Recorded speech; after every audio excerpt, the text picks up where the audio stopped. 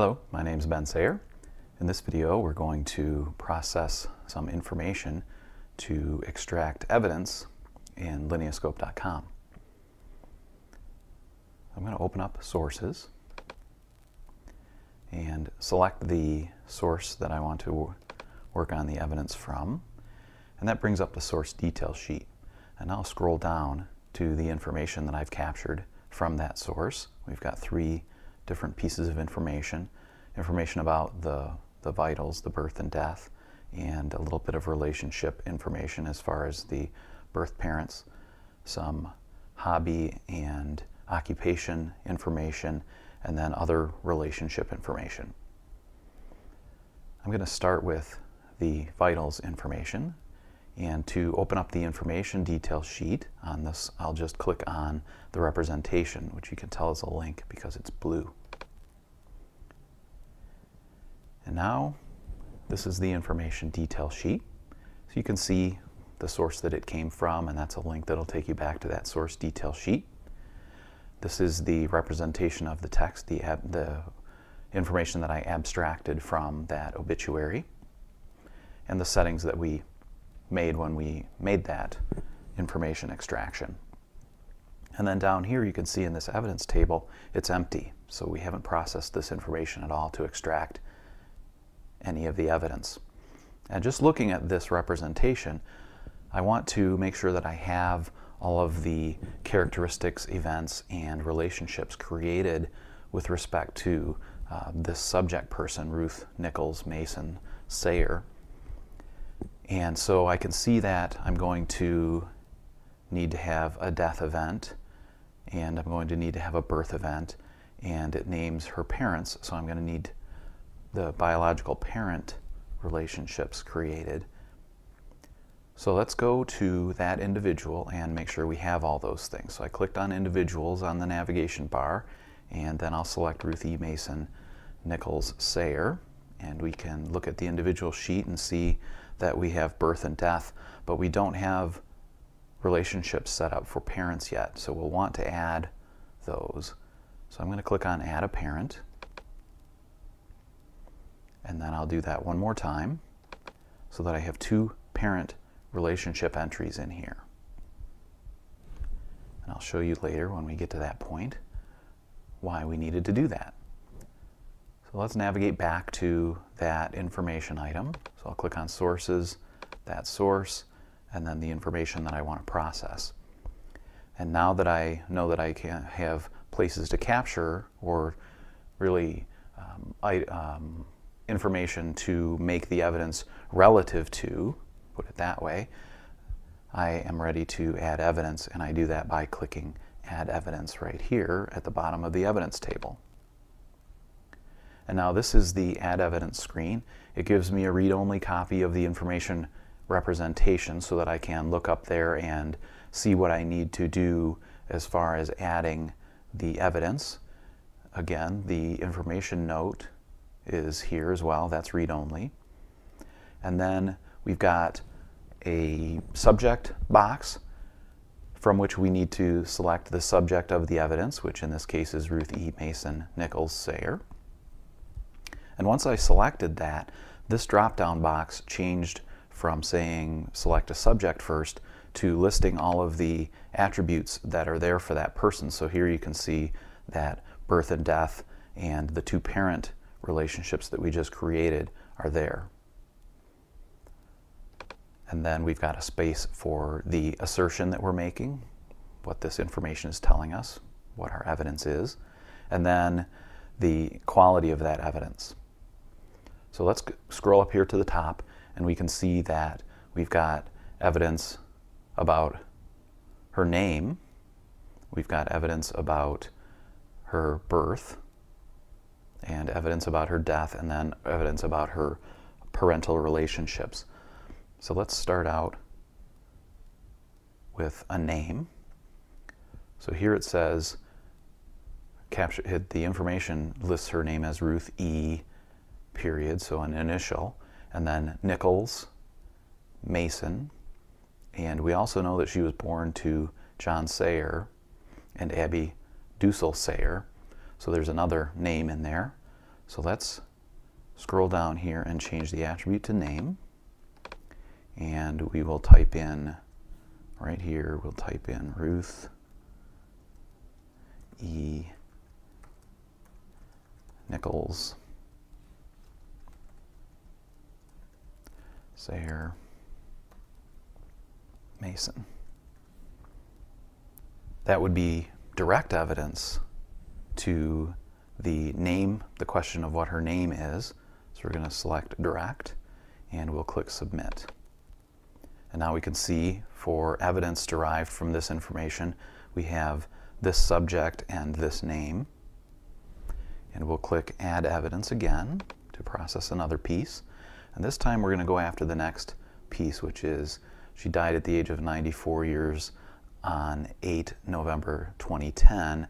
And let's see, she was born 1916, November 4th.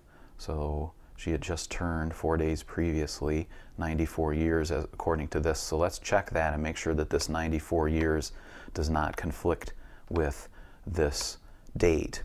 If it conflicts, we'll want to capture two pieces of evidence. So I'm going to fire up my calculator. And I'm going to, since the birth date, she had just passed one, I'm going to type 2010 minus 1916 and make sure we get 94. And we do right there. So I'm only going to enter one piece of evidence for this, and that will be the birth date. I'm going to copy this and paste it into the evidence. And I'm going to change that. So born on 4 November 1916 in Mesick, Michigan is the evidence. And with respect to the birth event, again, this is direct evidence.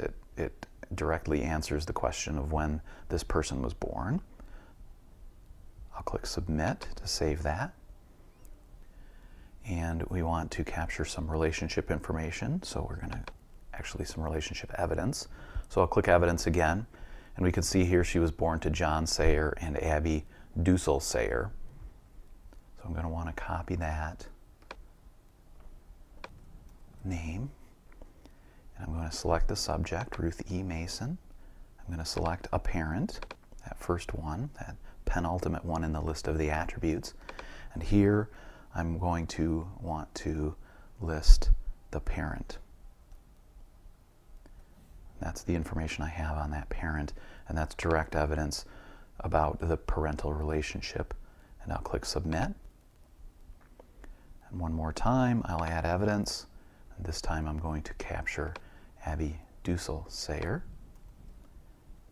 And we can see now that we have these different assertions. An assertion about the name, the birth, the death, one parent's name, and another parent's name.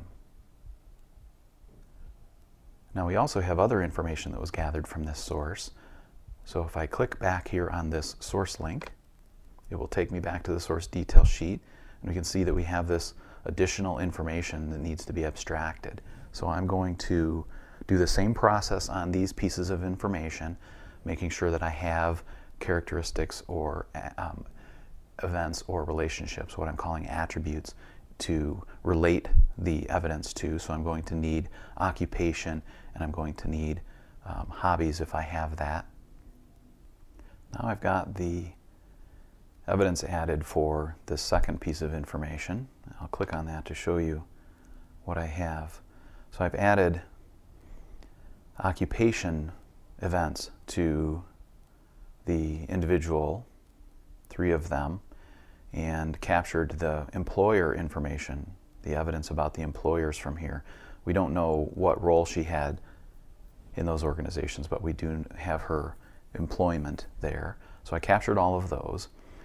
And now we're ready to go back into that source and that information for the third one and look at what we need to create and whether we're ready to add evidence here. So we have some children, living children, and children that preceded her in death. So we're going to need to add individuals for that. And it doesn't look like we have any information about her husband's name except that his last name was Nichols. at least the parent of these people, Howard, David, Quentin, Nichols. And we don't know about Erlyn because it just lists her this Morton name, which is probably her married name.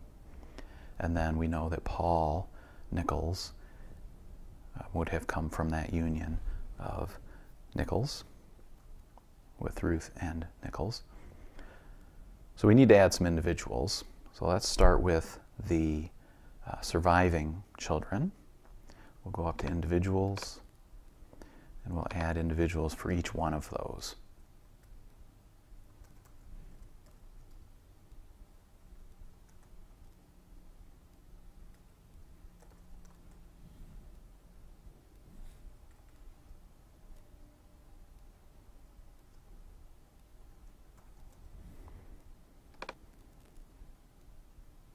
And add a parent, because we know we're going to be adding Ruth as a parent for this person. We'll go back to sources and the source item and click on this information, and we'll start to process this by adding the evidence. So let's start top to bottom. We have Paul Nichols, and so we're going to click Add Evidence. We're going to select Paul Nichols. We're going to select the attribute of parent, and here we're going to type Ruth E. Nichols. Oops, let's put that in brackets. Sayer Mason. And I'm going to copy that because we're going to be entering that quite a bit. And we'll click Direct Evidence. And now that we have this evidence entered, we can click Submit.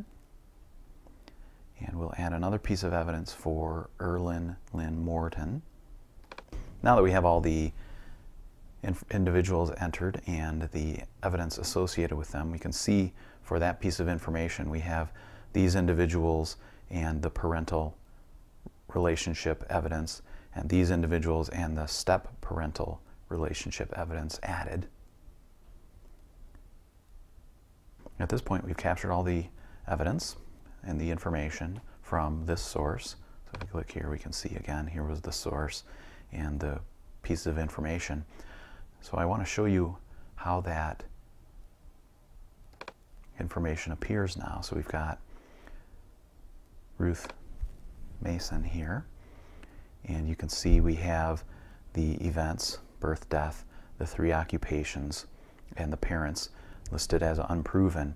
Now, we've added evidence for these things, and these things are showing up as unproven because we've simply gathered evidence. We haven't analyzed it. We haven't eliminated conflicts or written proofs for these. So if we click on any of these, then we'll get to see where the evidence and the source citation appears. So I'm going to click on this first parent, and you'll see within this relationship sheet that the child is this one, the parent is unproven, but we can see that we have an original source, original quality source, a secondary quality information, direct quality evidence, and the evidence is John Sayer, and it's footnoted there with this source. And so that link will take us back to the source detail sheet for that one. If we click the back button here, we can look at the next parent and see that it's the Abby Dussel Sayer entry there. If we click back again, we can show the birth and the information, the evidence that was captured for that one and the source. Similarly, we have the information for the death there, and then each of those occupations, I'll just show one of them. It shows employed at one time by Woolworths. And so we have information in each of these things. And similarly, if we go to individuals, we can pull up one of these people that we selected here, and we can show that there's a parent relationship. And if we click on that, we'll see the evidence that we had there. That is the end of the process of analyzing information and extracting evidence with Lineascope.com.